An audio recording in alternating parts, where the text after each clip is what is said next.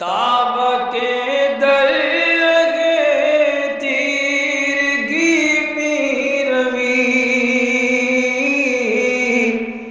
بہر توبہ درائے شباب غوی بشنو از گوش دل مثنوی مانوی در رہے صدق برتا مسمم شوی بشنو از گوش دل مثنوی مانوی در رہے صدق برتا مسمم شوی۔ بسم اللہ الرحمن الرحیم، الحمدللہ رب العالمین، والصلاة والسلام علی سیدنا مولانا محمد سید الاولین والآخرین وعلی آلہ واصحابہ اجمعین، اما بعد۔ اہل سبا کا تذکرہ اور مختلف انبیاء کرام جو اس قوم کے لیے روانہ کیے گئے تھے ان کا تذکرہ چل رہا ہے، جس میں انبیاء کرام کے ساتھ سبا قوم کا جو طرز عمل تھا اس کا ذکر ہوا، اور پھر انبیاء کرام نے ان کو سمجھانے کے لیے جو دلائل پیش کیے، جو منطقی باتیں کہی، اس کا ذکر ہوا۔ یہ قوم جس پر اللہ تعالیٰ کی نعمتوں کی بارش ہوئی تھی، ہر قسم کی نعمتیں میسر تھیں، لیکن یہ قوم ناشکری، ضدی اور ہٹیلی قسم کی تھی۔ انہوں نے انبیاء کرام کو جو ان کی ہدایت کے لیے آئے تھے مختلف قسم کے الزامات لگائے اور طرح طرح کی گستاخیاں کی، ان کے ساتھ بدتمیزیاں کی۔ جب انہوں نے کہا کہ ہم اللہ کی جانب سے رسول بن کر آئے ہیں، تو انہوں نے کہا کہ ہماری طرح کا انسان جو ہماری طرح کھاتا پیتا ہے اور تمام ضرورتیں رکھتا ہے، وہ اللہ کا رسول یا نبی کیسے ہو سکتا ہے؟ اگر اللہ کو اپنا قاصد ہی بھیجنا تھا تو کوئی الگ قسم کی مخلوق آتی، کوئی فرشتے آتے، کوئی آسمان سے کوئی دیگر مخلوق آتی، ہماری طرح کا انسان کیسے نبی ہو سکتا ہے؟ دراصل تم لوگ نبی ہونے کی دعوے داری کر کے رتبہ حاصل کرنا چاہتے ہیں، سرداری حاصل کرنا چاہتے ہیں، اور ہم سب کو اپنا تابع فرمان، مطیع اور اوبیڈینٹ بنا کر رکھنا چاہتے ہیں۔ یہ انسانی کمزوری ہے، اور تم اس کمزوری کا فائدہ اٹھا کر اپنا الو سیدھا کرنا چاہتے ہو۔ اس طرح سے ان لوگوں نے الزام لگایا۔ انبیاء کرام نے ان کو جواب دیا کہ اگر تم کو ہماری نبی ہونے پر شک ہے، شبہ ہے، تو کم از کم خاموش رہو، لیکن جس طرح کے الزامات تم لگاتے ہو، جس طرح کی بدتمیزیاں تم کرتے ہو، گستاخیاں بکتے ہو، اس سے تو جو ہدایت کا دروازہ کھلنا ہے وہ بھی بند ہو جائے گا۔ اگر آپ کو کوئی چیز سمجھ میں نہیں آ رہی ہے تو احتیاط کا تقاضا یہ ہے کہ اس وقت کا انتظار کریں جب آپ کو بات سمجھ میں آئے، لیکن آپ تو دروازہ ہی بند کر دے رہے ہیں، تو یہ طریقہ کار صحیح نہیں ہے۔ انہوں نے جب کہا کہ آپ کے نبی ہونے کا ثبوت پیش کرو، تو جو ہدایت کی باتیں اللہ تعالیٰ نے ان سے کہی تھی پہنچانے کے لیے، انہوں نے وہ پہنچائیں، لیکن وہ بات ان کے سمجھ میں نہیں آئی۔ کہنے لگے کہ کچھ نہ کچھ ایسی چیز دکھاؤ جس سے ہم کو پتہ چلے کہ تم نبی ہو، ورنہ ہم نہیں مانیں گے۔ اس پر انبیاء کرام نے کہا کہ ہماری حیثیت سورج کی سی ہے، سورج کے نکلنے کا ثبوت نہیں پوچھا جاتا، دن کا نکلنا ہی اس بات کا ثبوت ہوتا ہے کہ سورج موجود ہے۔ اگر پھر بھی تم کو نظر نہیں آتا ہے تو یہ تمہاری آنکھوں کی خرابی ہے، اللہ تعالیٰ سے آنکھیں اور آنکھوں کی بینائی مانگو تو تمہارا مسئلہ حل ہو سکتا ہے۔ یہ بات انبیاء کرام نے ان سے کہی۔ اب انہوں نے پھر سرکشی کا اپنا طریقہ اختیار کیا، اور کیا کہا انبیاء کرام کو وہ آج ہم پڑھیں گے۔ قوم گفتند این ہما زرخست و مکر، کہ خدا نائب کند از زید و بکر۔ تو قوم نے کہا کہ یہ سب فریب کاریاں ہیں، دھوکہ دہی ہے، تمہاری چال ہے۔ خدا جو ہے زید اور بکر کو، یعنی ہماری طرح کے انسان کو، زید و بکر مطلب ایسے ویسے کو، ادھر ادھر کے آدمی کو، یہ وہ آدمی ایسا ویسا آدمی ہم جیسا کہتے ہیں، ویسا عربی میں زید و بکر کہا جاتا ہے۔ عام انسان، ایک عام انسان کو اٹھا کر نبی کیسے بنا سکتا ہے؟ کیونکہ نبی خدا کا قائم مقام ہوتا ہے، اس کا خلیفہ ہوتا ہے، اس کی نیابت کرتا ہے، ہدایت کا کام انجام دیتا ہے، تو کوئی اسپیشل ہونا چاہیے نبی۔ ایسا کیسے ایک عام بشر، ایک عام انسان نبی کیسے ہو سکتا ہے؟ ہر رسول شاہ باید جن سے او، آب و گل کو خالق افلاک کو۔ بادشاہ کا جو قاصد ہوتا ہے نا، ایک بہت بڑا بادشاہ ہوتا ہے، اس کا جو کوئی میسنجر ہوتا ہے، تو میسنجر بھی اس کا ہم جنس ہوتا ہے، یعنی وزیروں میں سے کوئی ہوتا ہے یا کوئی شاہی محل کا کوئی آدمی ہوتا ہے تب جا کے وہ بادشاہ کا میسنجر بنتا ہے. گاؤں کے رہنے والے ایک معمولی انسان کو بادشاہ اپنا میسنجر بنا کے تو نہیں بھیجتا. تو ویسے ہی اللہ تعالیٰ جو بادشاہوں کا بادشاہ ہے وہ ایک عام انسان کو رسول بنا کے کیسے بھیج سکتا ہے؟ اب وہ کہنے لگے کہ پانی اور مٹی کہاں، وہ آسمانوں کا پیدا کرنے والا کہاں؟ تم ایک پانی مٹی سے بنے ہوئے ایک عام انسان ہو جس کا جسم مٹی پانی سے بنا ہے، اس زمین سے پیداوار ہے، زمین کی چیزیں کھاتے ہیں، تم کو ضرورتیں ہیں، تم ایسے ہو، اور وہ مالک ہے ساری کائنات کا پیدا کرنے والا، آسمانوں کا پیدا کرنے والا، اس کے خاص تم کیسے ہو سکتے ہو؟ اس طرح سے انہوں نے کہا. مغز خر خوردیم تا ماچوں شما پشرا داریم ہمراز ہما. ہم نے گدھے کا بھیجا نہیں کھایا ہے کہ تم جیسے مچھروں کا مقابلہ وہ ہما جیسے پرندے سے کریں.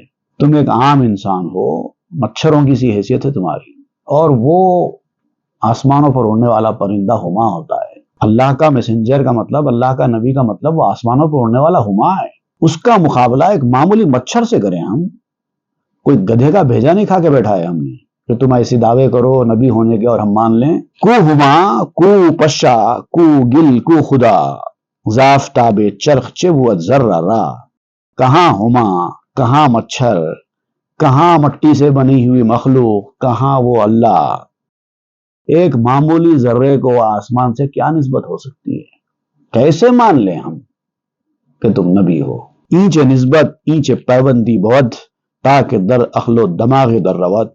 یہ کس طرح کی نسبت ہے، یہ کس طرح کا تعلق ہے جو ہماری عقل ہمارے دماغ میں تو نہیں آ سکتا؟ اور کوئی بھی سنجیدہ آدمی، پڑھا لکھا آدمی ایسی باتوں کو نہیں مانتا. شاید کچھ جاہل لوگ تمہارے نبی ہونے کو مان لیں، ہم پڑھے لکھے سمجھدار لوگ ہیں، ایسی باتوں کو ہم ماننے والے نہیں ہیں. عجیب و غریب قسم کی جو ہے باتیں ان کی تھی. تا کجا این گفت بےہودہ کجا اینچ زرخستو چشیدستو دغا. کب تک کرتے رہو گے یہ بےہودہ باتیں؟ جب ہم نہیں مان رہے ہیں تو بولنا بند کر دو. تمہارے اس طرح کہنے سے، بار بار کہہ دینے سے ہم ماننے والے نہیں ہیں. یہ دھوکہ ہے.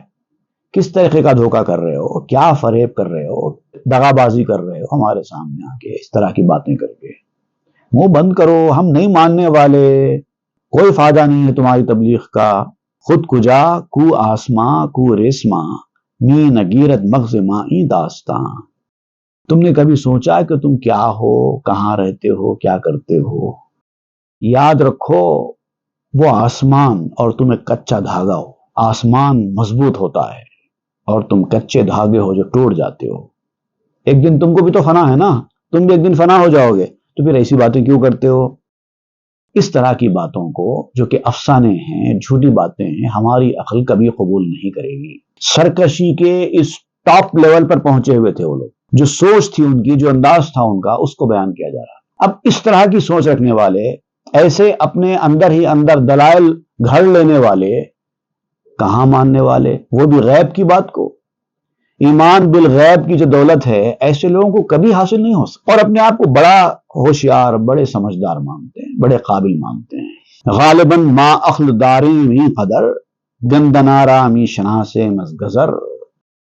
وہ کہتے تھے کہ ہم چلو ٹھیک ہے، زیادہ پڑھے لکھے نہیں ہیں، زیادہ کچھ دنیا میں ہم نے ترقی نہیں کی ہوگی، کوئی بات نہیں، لیکن شاید ہم اتنی تو عقل رکھتے ہیں کہ ایک گندنا کو گزر سے پہچان سکیں. گزر کیا ہے، گندنا کیا ہے، اتنی تمیز تو ہے ہم کو. گندنا دکھا کر اس کو گزر ماننے کے لیے مجبور مت کرو، گزر اٹھا کے اس کو گندنا ماننے کے لیے مجبور مت کرو. گندنا کہتے ہیں ایک قسم کا ویجیٹیبل ہوتا ہے جو اس کے پتے ہرے ہرے ہوتے ہیں اور نیچے سے سفید ہوتا ہے. وہ پیاز کی فیملی کا ہے. اس کو انگلش میں لیک کہتے ہیں، LEE کے لیک، اور ہندی میں اس کو ہری پیاز کہتے ہیں. لیکن پیاز کی فیملی کا ضرور ہے وہ، اور اس کے پتے بھی ہرے ضرور ہوتے ہیں، لیکن جو اصل چیز ہے وہ ہری نہیں ہوتی، وہ سفید ہوتی ہے. اس کو برٹش لینگویج میں اسکیلین کہتے ہیں، عام انگریزی زبان میں اس کو لیک کہتے ہیں، اور اردو میں جونک بھی کہا جاتا ہے اس کو. ایلیم پورم اس کا بوٹینیکل نیم ہے. یہ ہوتا ہے گندنا. اور ایک ہوتا ہے گزر. گزر ایک فارسی کا لفظ ہے جو بگڑ کر گازر بنا، اور ہم نے اس گازر کو گاجر بنا دیا ہے. تو اب کہتے ہیں گاجر اور گندنا دونوں الگ الگ ہوتے ہیں، حالانکہ دونوں ایسے لمبے لمبے ہوتے ہیں، لیکن یہ لال ہوتا ہے، وہ سفید ہوتا ہے، دونوں کا مزہ الگ ہوتا ہے، دونوں بالکل الگ الگ چیزیں ہیں۔ اب آپ گندنا کو اٹھا کر اس کو گاجر کہنے کے لیے کہیں گے تو ہم کہاں سے مانیں گے؟ گاجر کو اٹھا کر گندنا کہنے کے لیے کہیں گے تو ہم کہاں سے مانیں گے؟ ایک عام آدمی اٹھ کے اپنے آپ کو نبی کہنے لگا تو ہم کہاں سے مانیں گے؟ ان کی یہ دلیلیں تھیں۔ تو اب انبیاء کرام سمجھ گئے کہ یہ لوگ سرکشی کے ٹاپ لیول پر ہیں، اب یہ ماننے والے نہیں ہیں۔ اب دیکھیے، یہ لوگ اپنی بات کو منوانے کے لیے انبیاء کرام کو جھوٹے دعوے دار نعوذ باللہ ثابت کرنے کے لیے انہوں نے ایک حکایت بیان کی۔ اب یہ حکایت جو ہے کلیلہ و دمنہ نام کی ایک بہت مشہور عربی کی کتاب ہے، اس سے پہلے بھی اس کی ایک حکایت ہم سن چکے ہیں، 5 اندھوں اور ہاتھی کی حکایت۔ یہ اصل کتاب تو سنسکرت میں ہے، بہت قدیم، کئی ہزار سال پہلے لکھی گئی کتاب ہے۔ اس کو عربی زبان میں ترجمہ کیا گیا کلیلہ الدمنہ کے نام سے۔ اس کے اندر ایک حکایت ہے۔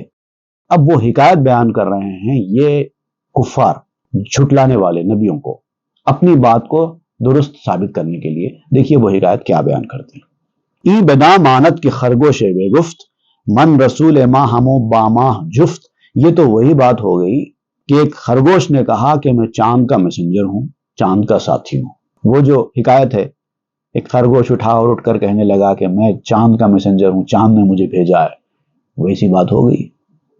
ہم کہاں سے مانیں گے؟ کون سا سمجھدار آدمی ایک خرگوش کو چاند کا قاصد مانے گا؟ اب وہ یہاں پر وہ جو حکایت ہے وہ حکایت بھی بیان کی جا رہی ہے۔ کز رما پیلا ازاں چشمے زلال، جملہ نخچیراں بدن دندر وبال۔ ہوا کیا تھا کہ حکایت کے مطابق ایک صاف پانی کا چشمہ تھا، وہاں پر پانی پینے کے لیے ہر طرف سے ہاتھی جمع ہو جاتے تھے، اور جو دیگر جنگلی جانور تھے ہاتھیوں کی بھاری بھرکم جسامت کو دیکھ کر وہ ڈرے سہمے رہتے تھے، ان کو ہمت نہیں ہوتی تھی آ کر وہ چشمے سے پانی پئیں، اور ان ہاتھیوں کے غول کی وجہ سے تمام جنگلی جانور ایک قسم کی مصیبت میں تھے۔ جب جاؤ اس چشمے کے اوپر ہاتھیوں کا ایک مجمع رہتا ہی رہتا پانی پینے کے لیے۔ اب یہ لوگ جو جنگلی جانور تھے، انہوں نے سوچا کہ کبھی ہاتھی یہاں سے چلے جائیں تو ہم بھی جا کر پانی پئیں، لیکن کوئی نہ کوئی ہاتھی وہاں رہتا ہی رہتا۔ اب ان کی ہمت نہیں ہوتی تھی پانی پینے کی۔ جملہ محروموں ز خوف از چشم دور، ہی لئے کردند چوں کمبود زور۔ اب سب پانی سے محروم تھے، دور سے دیکھتے کہ اتنا صاف میٹھے پانی کا چشمہ ہے، پیاس بھی لگ رہی ہے، لیکن پینے کی ہمت نہیں ہوتی ڈر کی وجہ سے، کیونکہ ان کی طاقت کم تھی، وہ ہاتھی کے اتنے بھاری بھرکم اور طاقتور نہیں تھے۔ لیکن انہوں نے سوچا کہ آخر کب تک ایسا چلتا رہے گا، ہاتھی اس چشمے سے دور جانے تیار نہیں تاکہ ہم پانی پی سکیں، لیکن پینا تو ہے، نہیں تو جائیں گے کیا، جائیں گے کہاں اور کریں گے کیا؟ تو انہوں نے ایک تدبیر نکالی، ایک پلان بنایا ہاتھیوں کو اس چشمے سے دور کرنے کے لیے۔ اس سرے کو بانگ زد خرگوش زال، سوئے پیلا در شب غر ہلال۔ تو اب اس پلان کے مطابق ایک بوڑھے خرگوش کو، جو کہ سینئر خرگوش تھا، اس کا انتخاب کیا گیا اور اس کو ایک کام سونپا گیا کہ آپ یہ کام کریں۔ ایک پلان بنایا گیا ہاتھیوں کو چشمے سے دور کرنے کے لیے۔ تو اب وہ بوڑھے خرگوش نے پہاڑ پر چڑھ کر، جب ہاتھی وہاں جمع ہو گئے تھے، آواز دی ہاتھیوں کو۔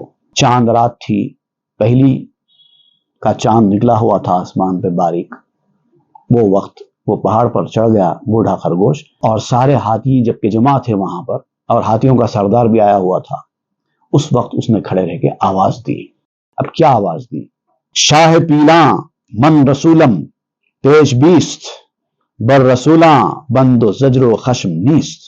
اے ہاتھیوں کے بادشاہ، سامنے آ، کھڑا ہو جا، مجھے مت دیکھ، میں تو ایک معمولی خرگوش ہوں، لیکن میں میسنجر ہوں، قاصد ہوں، نمائندہ ہوں۔ میں کس کا نمائندہ ہوں وہ دیکھ، میں کون ہوں یہ مت دیکھ۔ اور جو قاصد ہوتے ہیں، جو میسنجرز ہوتے ہیں، ان پر کسی طرح کی پابندی عائد نہیں کی جا سکتی، ان کے ساتھ کسی بھی قسم کی دھمکی اور غصے کا رویہ اختیار نہیں کیا جا سکتا، غور سے بات سننا چاہیے۔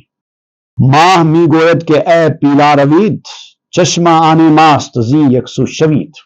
میں چاند کا قاصد ہوں، چاند نے مجھے بھیجا ہے تمہارے پاس یہ پیام دینے کے لیے کہ تم لوگ سارے کے سارے اس چشمے کے پاس سے بھاگ جاؤ، کیونکہ چشمہ میری ملکیت ہے اور میری اجازت کے بغیر، چاند کہہ رہا ہے، میں نہیں کہہ رہا ہوں، چاند کہہ رہا ہے کہ چشمہ میری ملکیت ہے اور میری اجازت کے بغیر یہاں پر کوئی پانی نہیں پی سکتا، تمہارے پانی پینے سے مجھے تکلیف ہو رہی ہے۔ یہ چاند کہہ رہا ہے، چاند کا ایک میسج ہے، میں نے سنا دیا ہے۔ ورنہ منتا کور گردانم ستم گفتم از گردن برو انداختم، ورنہ اگر تم نے میری بات نہیں سنی تو میں تم کو اندھا کر دوں گا۔ جو رزلٹ ہے وہ میں نے بتا دیا ہے، اب تم کیا کرنا ہے کرو، میں نے تو اپنا فرض ادا کر دیا، جو چاند نے مجھے میسج تم کو پہنچانے کے لیے کہا تھا میں نے تم کو پہنچا دیا، میرا کام ہو گیا۔ اب جو کرے گا چاند تمہارے ساتھ اس کو بھگتنے کے لیے تیار ہو جاؤ اگر تم نے بات نہیں سنی۔ ترک این چشمہ بگوئی دو روید تاز زخم تیغ من ایمن شوید، اب تمہارے لیے یہ حکم ہے چاند کا کہ فوری طور پر یہ چشمہ چھوڑو اور یہاں سے چلے جاؤ، تاکہ میری تلوار کے زخم سے تم محفوظ رہ سکو، اپنی سلامتی چاہتے ہو تو چشمے سے چلے جاؤ۔ نک نشاں آنست کندر چشمہ ماہ مسترب گردد ز پیلے آب خواہ، اگر تم کو یقین نہیں آتا میرے چاند کے قاصد ہونے کا یا چاند کے میسیج کے پہنچنے کا، میری باتوں کو تم جھوٹ سمجھتے ہو تو میں تم کو ایک علامت بتاتا ہوں، اس علامت کے بعد تم کو یقین آ جائے گا کہ چاند کا یہ حکم ہے، تمہارے پانی پینے سے چاند کو تکلیف ہو رہی ہے اور میں چاند کا قاصد ہوں۔ اس کی علامت یہ ہوگی کہ تم 14ویں کے چاند جب نکلتا ہے 2 ہفتے بعد آؤ، آ کر تم اپنی سونڈ اسی پانی میں ڈالنا، اور سونڈ پانی میں ڈالنے سے پہلے پانی کے اندر چاند کو دیکھ لینا، پانی کے اندر تمہیں چاند دکھائی دے گا، جیسے ہی تم اپنی سونڈ اس چشمے میں ڈالو گے چاند حرکت کرنا شروع کر دے گا غصے میں، یہ اس بات کی علامت ہوگی کہ چاند کو تمہاری حرکت سے تکلیف ہو رہی ہے۔ کہ بیا راب اشر اے شاہ پیل تا دون چشمہ یابی زی دلیل، اے ہاتھیوں کے بادشاہ 14ویں رات کے چاند کو آؤ تاکہ تم کو اسی چشمے میں ہماری بات کی دلیل مل سکے۔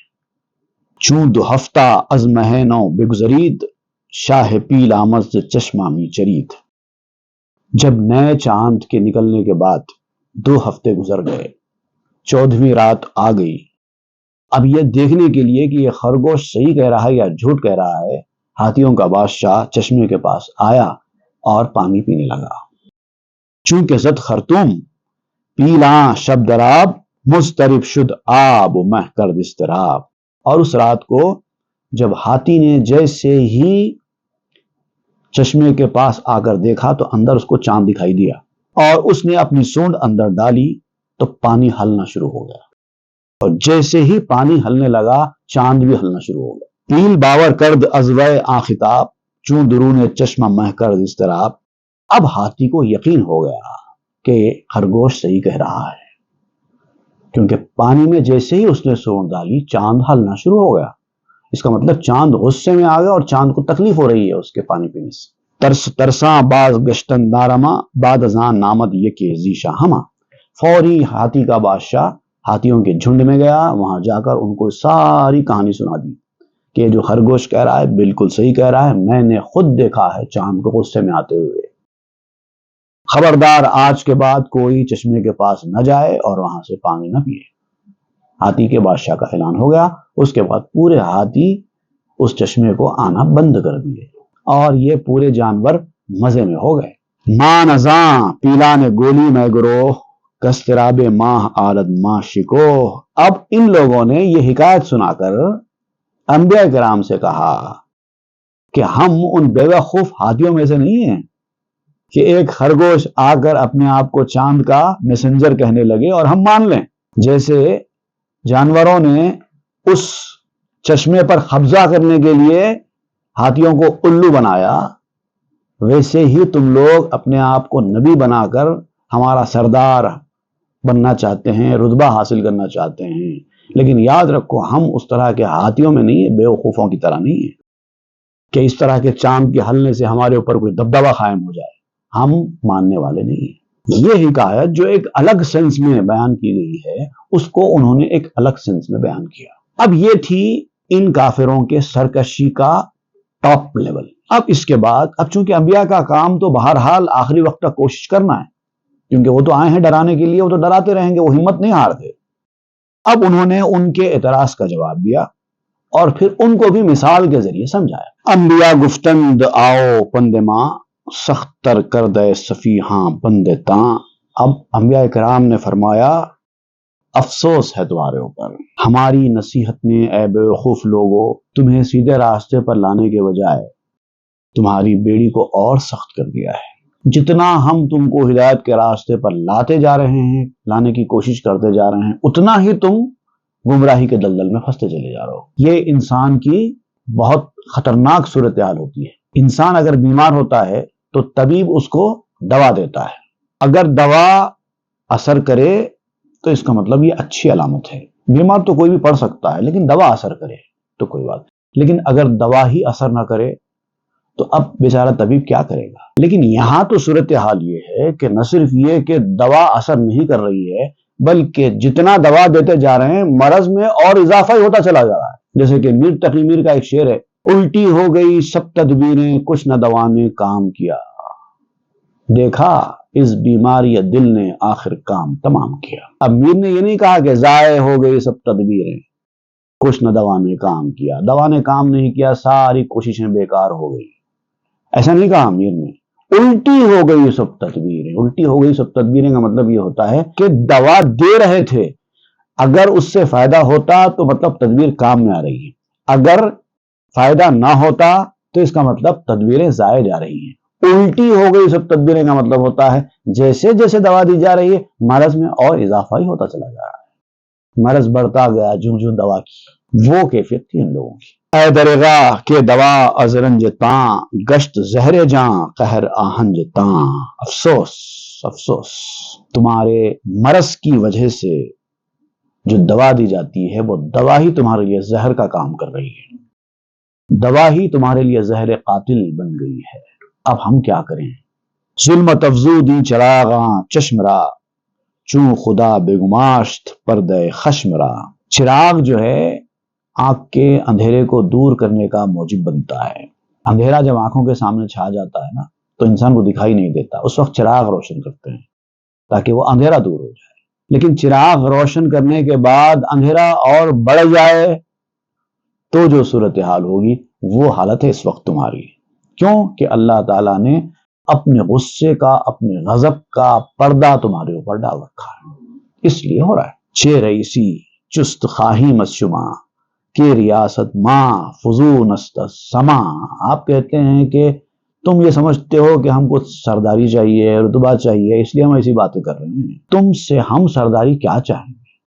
اللہ تعالیٰ نے ہم کو جو سردار بنایا ہے نا، اس کے سامنے تمہارے پاس کی سرداری کی کوئی حیثیت ہی نہیں ہے۔ ہماری ریاست، ہماری سرداری تو آسمان سے بھی بڑی ہوئی ہے، تم کیا سرداری دو گے؟ اور اس دنیا کی 4 دن کی سرداری ہم تو اس پر تھوکتے ہیں، ہمارے پاس اس کی حیثیت ہی کیا ہے، اس کی ویلیو کیا ہے؟ اور تم یہ کہتے ہو کہ ہم یہ سرداری چاہتے ہیں؟ ہر کسی کو اپنی طرح سمجھ رکھا ہے۔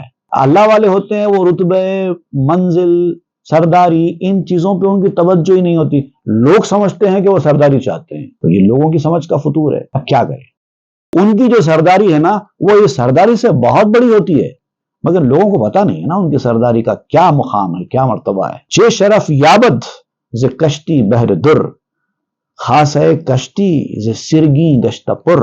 موتیوں کا سمندر، موتیوں کا سمندر ہے، اس کو کشتی سے کیا عزت ملے گی؟ پانی کا سمندر ہے تو پھر بھی کشتی سے اس کو عزت مل سکتی ہے کہ بھائی کیا سمندر ہے، اس کے اوپر لوگ کشتی چلا کر جا رہے ہیں، انجوائے کر رہے ہیں سمندر کے پانی میں، لوگ کشتی چلا کر، سمندر کی عزت بڑھ سکتی ہے۔ لیکن یہاں سمندر موتیوں کا ہے، اس کو کشتی سے کیا عزت بڑھ سکتی ہے؟ کوئی کشتی اگر چلی ہی نہ ہو اس سمندر پر سے تب بھی موتیوں کا سمندر قیمتی ہی رہے گا۔ اور خصوصاً وہ کشتی جو گوبر سے بھری ہوئی ہے وہ سمندر کے مقام کو کیا بڑھائے گی؟ تم کیا ہم کو سرداری دیں گے؟ جس چیز کو ہم تھوکتے ہیں، ٹھکراتے ہیں، اس کے بارے میں تم سمجھتے ہیں کہ ہم اس کے خواہش مند ہیں؟ یہ خود تمہاری سمجھ کا فطور ہے۔ اے دریغاں دی دے کورو کبود، کافتاب اندرو ذرہ نمود۔ اس اندھی آنکھ اور اس تاریک بصارت پر افسوس ہے۔ تمہیں ایسا سوچ رہا ہے نا، ایسی بصارت، ایسی سائٹ جس میں سورج بھی ایک ذرہ نظر آئے۔ سورج کیا ہے؟ اتنا چھوٹا تو ہوتا ہے، اور وہ اس طرح سے سورج کو ایسے دیکھ کر اپنی انگلی سے ناپ رہے ہیں. سورج دکھائی دے رہا ہے آسمان کے اوپر، تو ایک آدمی سورج کو دیکھ رہا ہے، دیکھ کر اپنی انگلی سے ناپ کر کہہ رہا ہے سورج تو اتنا ہی ہوتا ہے، تو اس میں سورج کا کیا قصور ہے؟ بے وقوفی ہے بس. اور تم یہاں بیٹھ کر اس کو ناپتے ہو. کادم کو بود بے مثل و فرید، دیدہ ابلیس جستی نے ندید. بالکل تمہارا حال بھی اس ابلیس کی طرح ہے جو آدم کو، جو کہ بے مثل اور یکتا تھے، اس کو محض ایک مٹی کا پتلا سمجھا تھا، اسی لیے تو سجدہ کرنے سے انکار کیا. کیا ہے آدم میں؟ مٹی پانی کے بنے ہوئے، اس سے زیادہ فضیلت والے تو ہم ہیں، ہم کیوں سجدہ کریں آدم کو؟ یہی کہا تھا نا ابلیس نے. تمہاری حالت بھی ویسے ہی ہے. چشم دیوانہ بہارش دے نمود، زاں طرف جنبید کورا خانہ بود. شیطانی آنکھ نے اگر موسم بہار کو خزاں قرار دے دیا، اسپرنگ کو آٹم قرار دے دیا تمہاری آنکھ نے، تو اس میں اسپرنگ کا کیا قصور ہے؟ اس کی نظر کا قصور ہے. اس کی نظر وہیں گئی جس طرح کی وہ تھی. دیکھنے والا اپنی نظر سے دیکھتا ہے، اس کو جو دکھائی دیا وہ اس کے مطابق فیصلہ کرتا ہے.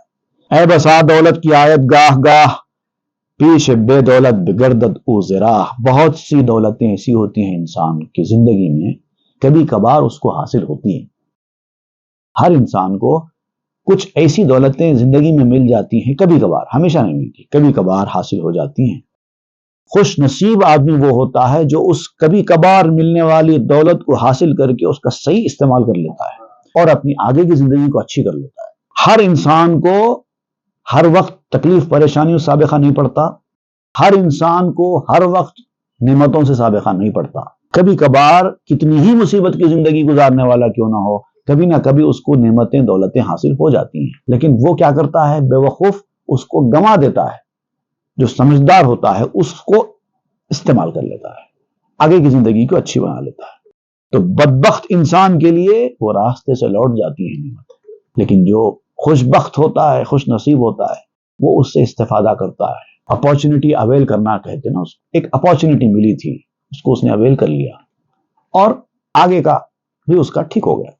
اے بسا معشوق قائد ناشناخت، پیش بدبخت ندانت عشق باخت. بہت سے معشوق ایسے ہیں جو بغیر جان پہچان کے آپ کے پاس آ جاتے ہیں، آپ کی کوئی پہچان نہیں ہوتی، لیکن بہت بڑی ہستیاں ہوتی ہیں آپ کی زندگی میں آ جاتی ہیں. آپ کو اندازہ بھی نہیں ہوتا وہ کتنے بڑے ہیں، آپ کی زندگی میں آ گئے، لیکن ہمیشہ نہیں رہتے، کچھ وقت کے لیے آتے ہیں.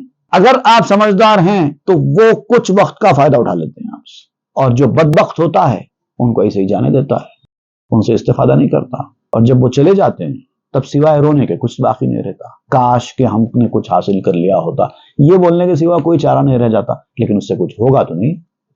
احمقارا ای چنی ہرما چراس، می نسازت گمراہ را راہ راست. یہ ایسی محرومی دراصل بے وقوفوں کو حاصل ہوتی ہے. جو لوگ ایسی نعمتوں سے محروم ہو جاتے ہیں، ایسے مواقع سے فائدہ نہیں اٹھاتے، اسی قسم کے لوگوں کو کہا جاتا ہے بے وقوف. اور سیدھا راستہ گمراہوں کو بے وقوفی کی وجہ سے نہیں ملتا. گمراہ آدمی جو بے وقوف ہوتا ہے وہ زندگی بھر گمراہی کے راستے پر ہی چلتا ہے. اگر کوئی آدمی غلط راستے پر چلا بھی جائے، ایسا کوئی شخص اس کو مل جائے جس کی وہ قدر کرے، تو وہ گمراہی کے راستے سے نکل کر سیدھا راستے پر آ سکتا ہے. جب تک سانس تب تک آس. لیکن جو شخص ایسے موقع کو بیکار جانے دیتا ہے، ضائع کر دیتا ہے، اس کے پاس آخر میں سوائے حسرت اور رونے کے کچھ بھی نہیں بچتا. یہ بہت اہم بات ہے. اس کے تعلق سے اور بہت ساری کام کی باتیں مولانا روم بیان کریں گے انشاءاللہ، وہ ہم آئندہ کے درس میں پڑھیں. صلی اللہ تعالی علی خیر خلق سیدنا محمد وآلہ وسلم والحمد للہ رب العالمین. تاب کے در لگے تیرگی میں روی، بہر توبہ درائے شباب غوی. بشنو از گوش دل مثنوی معنوی، در صدق برتا مسمم